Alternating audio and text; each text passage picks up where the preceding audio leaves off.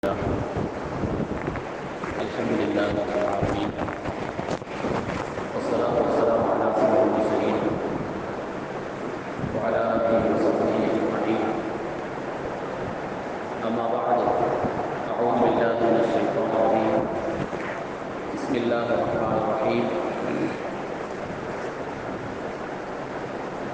يا أيها الذين آمنوا أنفقوا من طيبات ما كسبتم. صدق الله مولانا العظيم. وقال نبينا محمد صلى الله عليه وسلم: إذا مات الإنسان انقطع عمله إلا من ثلاث، أو كما قال عليه الصلاة والسلام.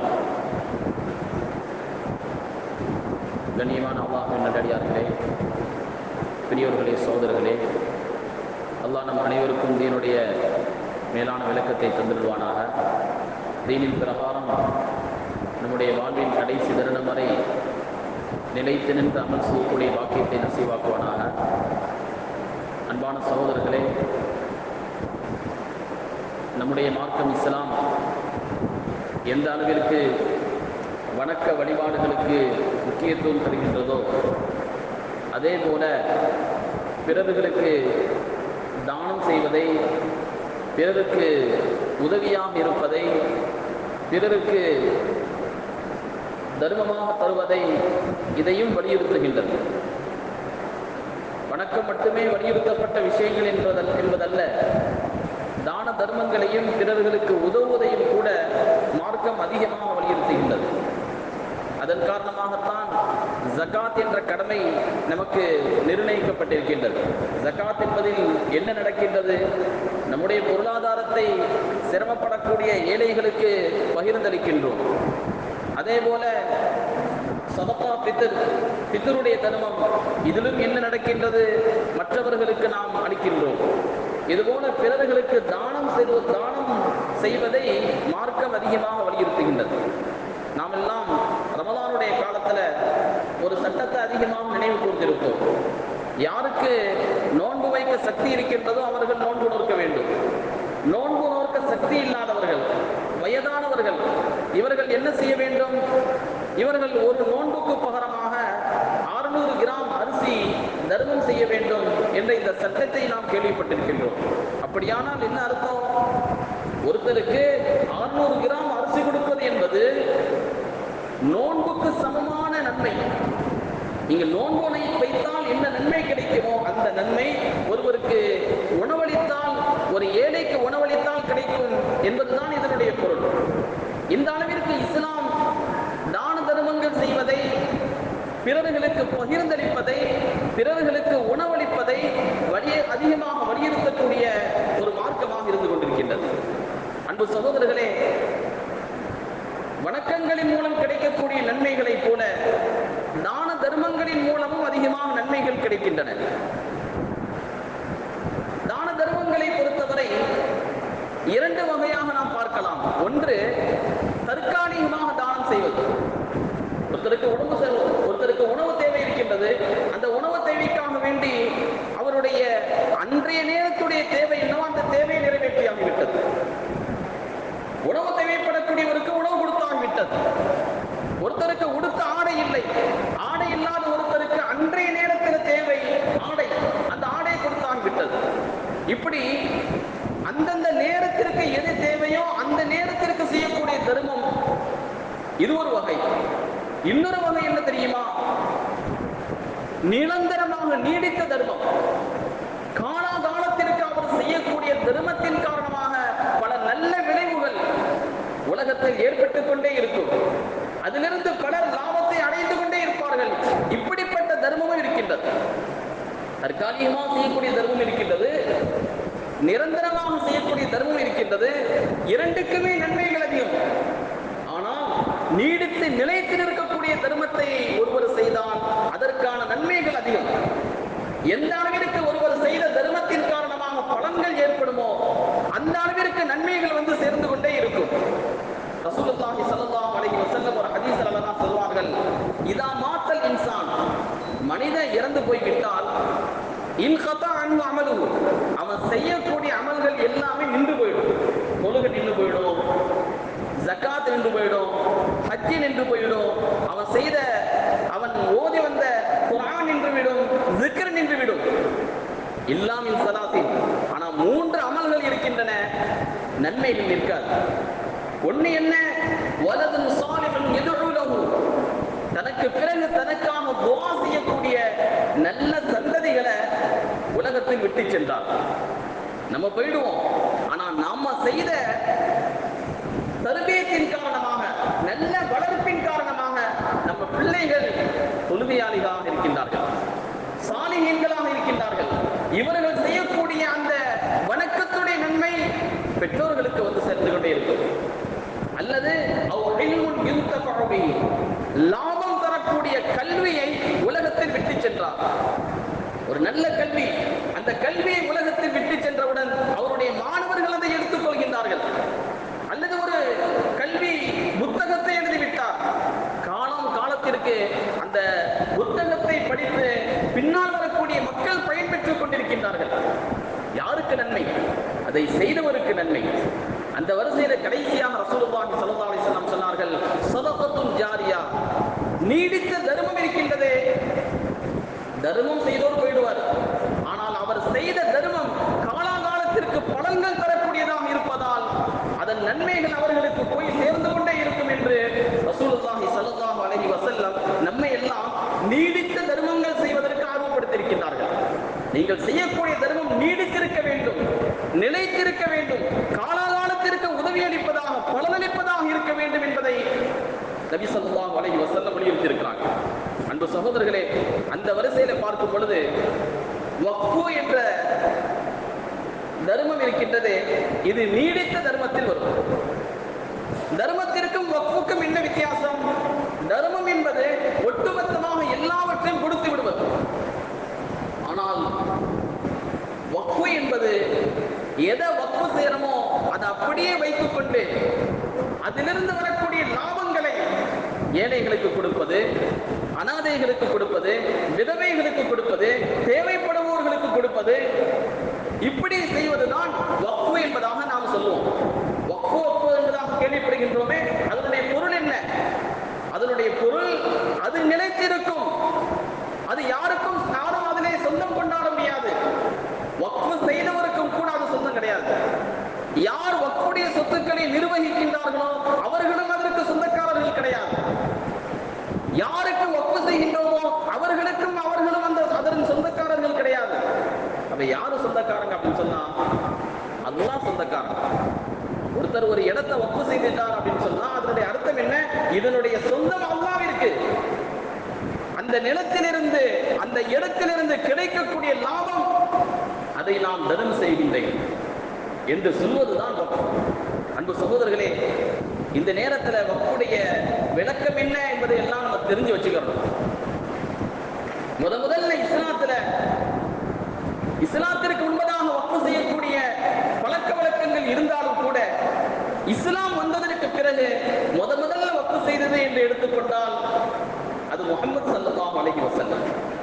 நபி ஸல்லல்லாஹு அலைஹி வஸல்லம் மக்காவிலிருந்து மதீனாவுக்கு வந்தவுடன் அவர்கள் செய்த முதல் வேலை என்ன? மஸ்ஜித் நபவியை கட்டினாங்க. அந்த மஸ்ஜித் நபவி எப்படி கட்டினாங்க அப்படின்னு சொன்னா, சஹல் சுஹைல் அப்படிங்கிற 2 அனாதை சிறுவர்கள், அவர்களுக்கு சொந்தமான ஒரு நிலம், அந்த நிலத்தை இவங்க காசு கொடுத்து வாங்குறாங்க. காசு கொடுத்து வாங்கி அந்த நிலத்தை தான் பள்ளிவாசலாகவும் அங்கே மார்க்க போதனைகள் நடைபெறக்கூடிய சுப்பாவளியாகவும் நபி ஸல்லல்லாஹு அலைஹி வஸல்லம் அவர்கள் வக்ஃபு செய்தார்கள். அன்பு சகோதரர்களே, முதல்ல இஸ்லாத்துல செய்யப்பட்ட வக்ஃபு என்பது முஹம்மது ஸல்லல்லாஹு அலைஹி வஸல்லம் செஞ்சது. அந்த மாதிரி மக்காவில், மதீனாவிலே தண்ணீர் தேவை ஏற்பட்டது. அப்ப தண்ணீர் தேவைக்காக வேண்டி வீர ரூமான் அப்படிங்கிற ஒரு கிணற்றை ஹஜ்ரத் உஸ்மான் ரலியல்லாஹு அன்ஹு அவர்கள் வாங்கி முஸ்லிம்களுக்காக வேண்டி அதை வக்ஃபு செஞ்சாங்க. நன்மைகள் யாருக்கு? ஹஜ்ரத் உஸ்மானுக்கு.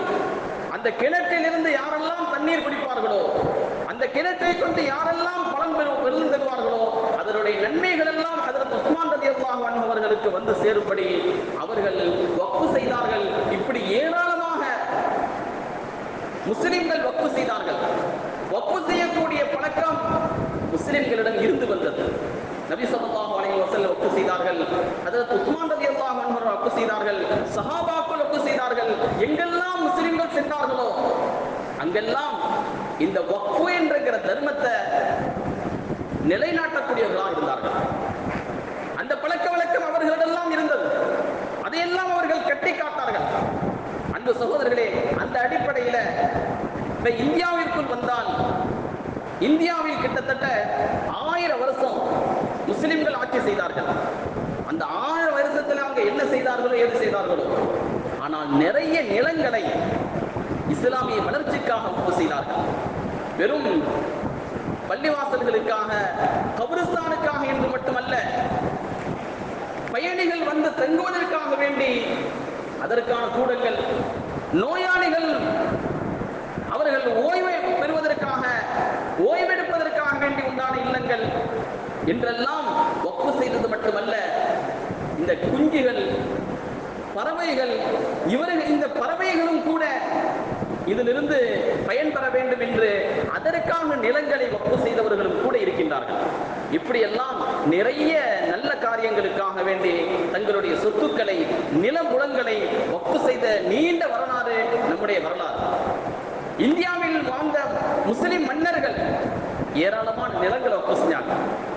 இந்து ராஜாக்கள், அந்த இந்து ராஜாக்களும் கூட தங்களுடைய எல்லையில் வசித்த முஸ்லிம்களுக்காக வேண்டி பள்ளிவாசல் நிலங்களை வக்ஃப் செய்திருக்கின்றார்கள். நிறைய நிலங்களை வக்ஃப் செய்திருக்கின்றார்கள். இவ்வாறு நிறைய நிலம் முஸ்லிம்களுக்காக வேண்டி வக்ஃப் செய்யப்பட்டு அது இந்தியாவில் அதிகமாக இருக்கின்றது. சென்ற வாரமே சொல்லி காட்டியதை போல அதிகமான சொத்துக்கள் கொண்ட ஒரு துறை என்றால் அது வக்ஃபுடைய துறை. 3வது இடத்தில் இருக்கின்றது. ஆனால் கை செய்தது என்ன தெரியுமா? அந்த வக்ஃபுடைய சொத்துக்கள் எல்லாம் சரியாக பராமரிக்கப்படாமல், சரியாக பாதுகாக்கப்படாமல், அந்த வக்ஃபுடைய சொத்துக்களில் பாதி சொத்து, பாதி விஷயங்கள் அது அரசாங்கத்துடைய ஆக்கிரமிப்பிலே இருக்கின்றது. அரசாங்கம் அதை ஆக்கிரமித்துக் கொண்டது. ஆனால் இன்னும் பாதி சொத்து, அந்த பாதி சொத்துக்கள் தான் முஸ்லிம்களிடம் இருக்கின்றன. முஸ்லிம்களிடம் இருக்கக்கூடிய அந்த சொத்துக்களும் கூட சரியாக பராமரிக்கப்படவில்லை, சரியாக நிர்வகிக்கப்படவில்லை. அதன் காரணமாக நிறைய நிலங்கள், வக்ஃபுடைய நிலங்கள் பிளாட் போடப்பட்டு விற்கப்பட்டு விட்டன. கபிரிஸ்தானுக்காக வேண்டி வக்ஃப் செய்யப்பட்ட இடங்கள் அதையும் விட்டு விட்டார்கள். இன்னும் சொல்ல போனால் சில பகுதிகள் வக்ஃபுடைய நிலங்கள், அந்த நிலங்களில் வாடகைக்கு குடியிருப்பவர்கள் சரியான வாடகையை செலுத்துறது கிடையாது. அதே வாடகையை வேற இடத்துல இருந்தாங்க அப்படின்னு சொன்னா 5000 10,000 கொடுக்க வேண்டியது இருக்கும். ஆனா வக்ஃபுடைய நிலத்திலே அதை துச்சமாக மதித்ததன் காரணமாக ஏதோ 100 200 என்று இந்த மாதிரி வாடகை கொடுக்கக்கூடியவங்க இருக்கிறாங்க. அதுவும் கூட கொடுக்காமல் உள்வாடகை என்பதாக எடுத்துக்கொண்டு பிறர்களுக்கு வாடகை கொடுக்கக்கூடியவர்களும் இருக்கின்றார்கள். அன்பான சகோதரர்களே, பெரியவர்களே, இப்படியெல்லாம் வக்ஃபுடைய நிலங்கள் ஆக்கிரமித்துக் கொண்டுள்ளன. அந்த நிலங்களில் இன்னும் சொல்ல போனால் இந்தியாவில் இருக்கக்கூடிய நிறைய வக்ஃபுடைய நிலங்களில் பெரிய பெரிய ஹோட்டல்கள் கட்டப்பட்டிருக்கின்றன. அரசு அலுவலகங்கள் வக்ஃபுடைய நிலங்களில் கட்டப்பட்டிருக்கின்றன. ஒரு அரசாங்கம் என்ன செய்ய வேண்டும்? எப்படி தனி மனித சொத்துக்களுக்கு பாதுகாப்பு இருக்கின்றதோ, பொது சொத்துக்களுக்கு பாதுகாப்பு இருக்கின்றதோ, அந்த மாதிரி வக்ஃபுடைய சொத்துக்களும் பாதுகாக்கப்பட வேண்டும், பராமரிக்கப்பட வேண்டும் என்ற நிலையை ஒரு அரசாங்கம் கையில் எடுக்க வேண்டும். வக்ஃபுடைய சொத்துக்களை சரியாக பராமரித்து அதன் மூலமாக வரக்கூடிய வருமானங்களை ஏழை முஸ்லிம்களுக்கு பகிர்ந்தளிக்கலாம், வேலை இல்லாதவர்களுக்கு வேலை வாய்ப்பு உருவாக்கலாம், விதவைகளுக்கு அதிலிருந்து கொடுக்கலாம். ஆனால் இதை எதையும் செய்யாமல் அந்த வக்ஃபுடைய சொத்துக்களை பாதுகாப்பதற்காக வேண்டி என்ன முயற்சிகளை நம்முடைய முன்னோர்கள் எடுத்தார்களோ, கிட்டத்தட்ட நிறைய முயற்சிகள் செய்து முஸ்லிம் பர்சனல் லா போர்டு அப்படிங்கிற அமைப்பு ஒரு பெரிய முயற்சிகள் செய்து வக்ஃபுடைய நிலங்கள் பாதுகாக்கப்பட வேண்டும் என்ற ஒரு உயர்ந்த எண்ணத்தோடு அதன் சட்டங்களை சரிபடுத்துவதற்கு உண்டான பல முயற்சிகளில் ஈடுபட்டது. ஆனால் இப்போது இருக்கக்கூடிய அரசாங்கம் அந்த சட்டங்களை எல்லாம் நிர்மூலமாக்கி இந்தியாவில் வக்ஃப் சொத்துக்களே இருக்கக்கூடாது, முஸ்லிம்களுக்கு சொந்தமான நிலங்கள் இருக்கக்கூடாது. அதற்கு எந்த வகைகளிலெல்லாம் வக்ஃபுடைய அந்த சட்டங்களை பலகீனப்படுத்த முடியுமோ அதற்கான உண்டான சட்ட திட்டங்களை, அதிலே மாற்றங்களை ஏற்படுத்தி, ஓட்டைகளை ஏற்படுத்தி பிறர்கள் ஊடுருவதற்கான வழிகளை எல்லாம் ஏற்படுத்திக் கொண்டிருக்கின்றது. அன்பு சகோதரர்களே, பெரியவர்களே, முஸ்லிம் பர்சனல்லா போர்டுடைய அந்த முயற்சியின் காரணமாக, அவர்கள் எடுத்த ஒரு பெரிய உழைப்பின் காரணமாக, எதிர்கட்சிகளுடைய பலத்த எதிர்ப்பின் காரணமாக இன்று அந்த சட்டம் இன்னும் நாடாளுமன்றத்தில் தாக்கல் செய்யப்படவில்லை, அது நிறைவேற்றப்படவில்லை. ஆனாலும் கூட நமக்கான ஆபத்துகள் இருந்து கொண்டே இருக்கின்றது. நம்முடைய சொத்துக்கள் இப்படியெல்லாம் சீரழிக்கப்படக்கூடிய ஒரு சூழ்நிலையில் இருந்து கொண்டிருக்கின்றது என்பதை யாரும் மறுக்க முடியாது. அன்பு சகோதரர்களே, நம்முடைய முன்னோர்களை இந்த நேரத்தில் நம்ம நினைச்சு பார்க்கிறோம். அவர்கள் எந்த ஒரு உயர்ந்த எண்ணத்தோடு வக்ஃப் செய்திருப்பார்கள். அவர்கள் செய்த பல வக்ஃபுகளை இன்று நாம் அனுபவித்துக் கொண்டிருக்கின்றோம். அவர்கள் செய்த அந்த தர்மங்களுடைய விளைவுகளை இன்று நாம் அனுபவித்துக் கொண்டிருக்கின்றோம். அன்பு சகோதரர்களே, அந்த மாதிரி அந்த முன்னோர்களை, நமக்கு முன் சென்ற அந்த முன்னோர்களை முன்மாதிரியாக கொண்டு நாமும் இந்த மாதிரி தர்மம் செய்யக்கூடியவர்களா இருக்கும், வக்ஃப் செய்யக்கூடியவர்களாக மாறணும். மற்றவர்களுக்கு லாபம் தரக்கூடியவர்களாக, தான தர்மங்களை அள்ளி வழங்கக்கூடியவர்களாக நம்ம இருக்க வேண்டும். இதை மற்றவர்களுக்கு செய்யக்கூடிய, அடுத்த ஜெனரேஷனுக்கு, தலைமுறைக்கு செய்யக்கூடிய ஒரு பெரிய கடமையாக நம் மீது இருந்து கொண்டிருக்கின்றது. அந்த விழிப்புணர்வை நாம் ஏற்படுத்திக் கொள்ள வேண்டும். இந்த மாதிரி எல்லாம் விஷயங்கள் நமக்கு சொல்லப்பட்டிருக்கின்றன. நாம் அதை, அந்த விழிப்புணர்வை ஏற்படுத்திக் கொண்டு முன்னோர்கள் எப்படி யோசித்தார்களோ அந்த மாதிரி யோசிக்கக்கூடியவர்களாக நம்ம இருக்கணும். அந்த மாதிரி வரலாறை முன்னோர்கள் செய்தார்கள் என்று முன்னோர்களையே சுட்டிக்காட்டாமல் நாங்களும் செய்தோம் என்று தற்காலத்தை சுட்டிக்காட்டப்படக்கூடிய அளவில் நம்முடைய செயல்பாடுகள் மாற வேண்டும். அவர்களை போன்ற நல்ல சிந்தனைகள் நமக்குள்ளே உருவாக வேண்டும். ஆனால் தற்காலத்தில் நம்முடைய சமுதாய நிலைகளை கொஞ்சம் யோசித்து பார்த்தால், தீனில்லாத ஒரு சூழல், எந்த அளவிற்கு மற்றவர்களுடைய சொத்துக்களை சுரண்ட முடியுமோ சுரண்டிக் கொண்டிருக்கின்றோம்.